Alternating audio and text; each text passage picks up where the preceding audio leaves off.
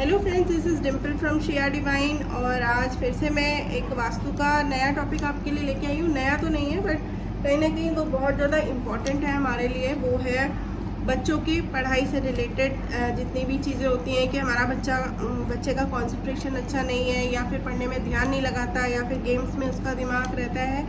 तो उन सब चीज़ों का मैं वास्तु वाला सॉल्यूशन आपको बताऊंगी।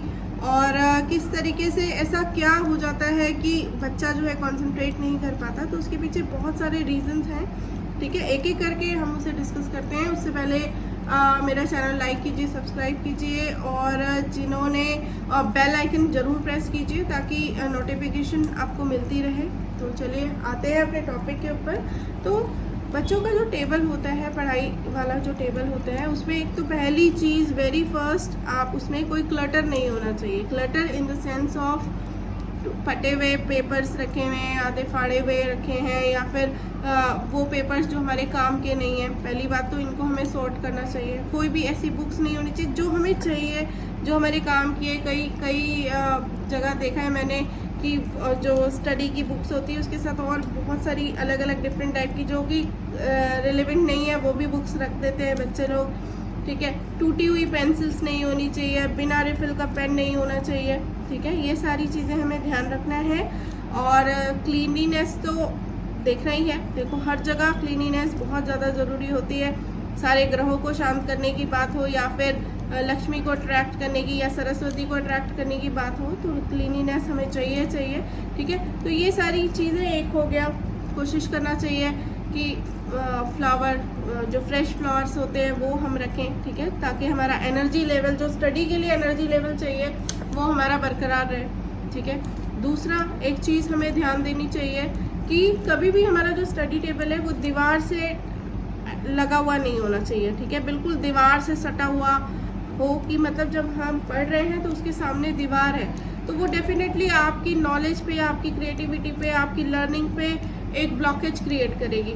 ठीक है, तो कभी भी कोई भी लोहे की ग्रिल नहीं होनी चाहिए हमारे सामने जहाँ हम पढ़ रहे होते हैं, टेबल के सामने। ठीक है, कोई दीवार नहीं होनी चाहिए। और इसी के साथ साथ पीछे, जैसे कि अगर हमने दीवार से अपना टेबल लगा लिया तो डेफिनेटली पीछे हमारी बहुत सारी जगह बची हुई है। ठीक है, अब वो जो इतना गैप क्रिएट हो रहा है आपके बैक साइड में हो रहा है, वो उस गैप को ज़रूरत है आपकी फ्रंट साइड में होने की। ठीक है, फ्रंट में अगर गैप रहेगा तो आपको बहुत सारी अपॉर्चुनिटीज़ और बहुत सारी क्लैरिटी ऑफ माइंड आपको मिलेगा, जिससे कि आपकी जो स्टडी है वो बहुत मतलब ग्रोथफुल होगी। ठीक है, आपको फ्रूटफुल स्टडी आपकी होगी।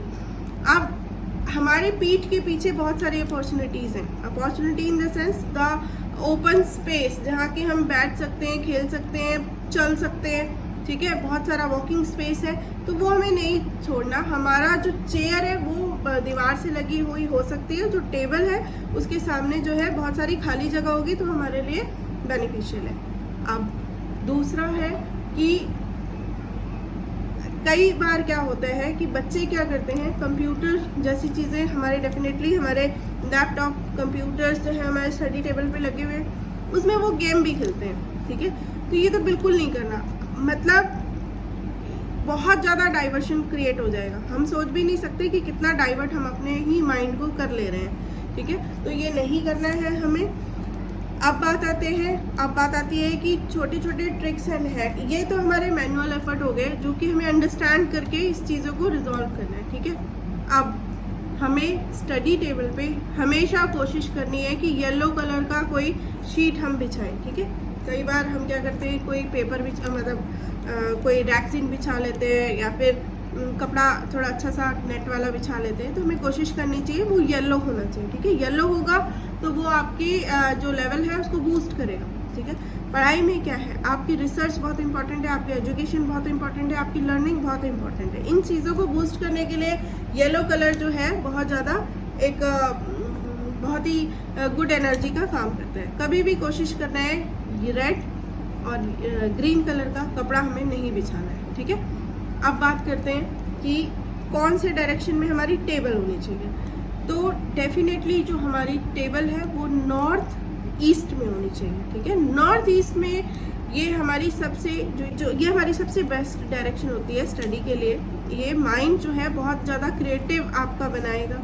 ठीक है। बहुत क्रिएटिव आपका माइंड होगा, लर्निंग आपकी अच्छी होगी, रिसर्च पार्ट बहुत अच्छा होगा, कोई ब्लॉकेज क्रिएट नहीं होगी, ठीक है। नॉर्थ ईस्ट डायरेक्शन में अगर हम अपना पढ़ाई का टेबल लगाते हैं तो बच्चा जो है बहुत अच्छे से पढ़ेगा, बहुत अच्छे से चीज़ों को ग्रैब करेगा, उसके माइंड में क्लैरिटी होगी और उसे ये समझ में आएगा कि जो उसकी सिलेक्शन है, मतलब हमें ये सब्जेक्ट पढ़ना है, ये सब्जेक्ट नहीं पढ़ना, वो अपने स्किल के अकॉर्डिंग वो डिसाइड कर पाएगा कि हमें क्या पढ़ना है और क्या नहीं पढ़ना है, ठीक। अब कभी भी हमारा पढ़ाई का टेबल कैसे रखना है, कौन से डायरेक्शन में होना चाहिए, ये सब हमने डिस्कस कर लिया। बट कभी भी जो हमारी वेस्ट साउथ वेस्ट की जो डायरेक्शन है, वेस्ट और साउथ वेस्ट की डायरेक्शन के 11.25 इंच लेफ्ट और राइट में 22.5 डिग्री का एक एंगल बनता है, दैट इज साउथ वेस्ट, ठीक है। वेस्ट साउथ वेस्ट में टेबल आपकी कहीं भी रखी है, मतलब नॉर्थ ईस्ट में रखी है, नहीं तो और भी कहीं रखी है, तो हमें क्या करना है, एक फोकस का साइन, येलो कलर का फोकस का साइन हमें वेस्ट साउथ वेस्ट में लगा देना है, ठीक है। फोकस का एक साइन नहीं तो सरस्वती माता की एक प्रतिमा आपको वहाँ लगा देनी है, प्रेफर करना है, अगर येलो ड्रेस हो उनकी तो बेटर है, ठीक है। ये हो गया।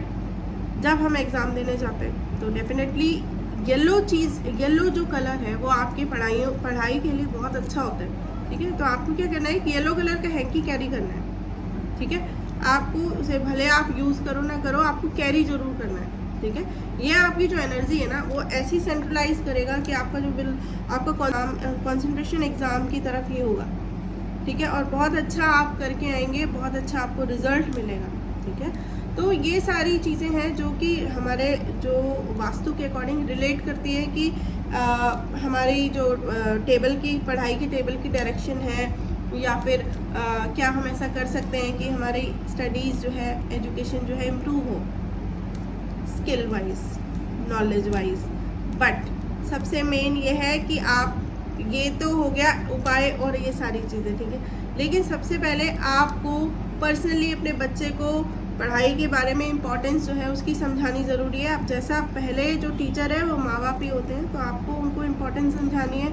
बाकी तो ये सब चीज़ें करके थोड़ा बहुत फिक्स किया जा सकता है, बट जब तक बच्चे को आप मेंटली स्ट्रांग नहीं करेंगे, पढ़ाई को लेके पॉजिटिव एटीट्यूड नहीं डालेंगे कि सबसे इम्पोर्टेंट पढ़ाई है, ठीक है। सब चीज़ें भी इम्पोर्टेंट है लेकिन सबसे इम्पोर्टेंट, क्योंकि पढ़ने का एक पर्टिकुलर पीरियड हमारा समाज ने डिसाइड किया हुआ है ना। कभी भी हम नहीं देखेंगे कि 40 साल का कोई आदमी स्कूल जा रहा है या जो भी है ना। तो स्कूल की जो अध्ययन है वो एक पीरियड है डिसाइड किया हुआ, तो उस टाइम के लिए ये सारे ट्रिक्स एंड हैक हैं जो आपको मैंने बताए हैं। तो आप इसे यूज़ कीजिए, और कैसे लगी मेरी वीडियो आप ज़रूर बताइएगा, और इससे रिलेटेड कोई भी चीज़ हो आप मुझसे कनेक्ट कर सकते हैं। Thank you.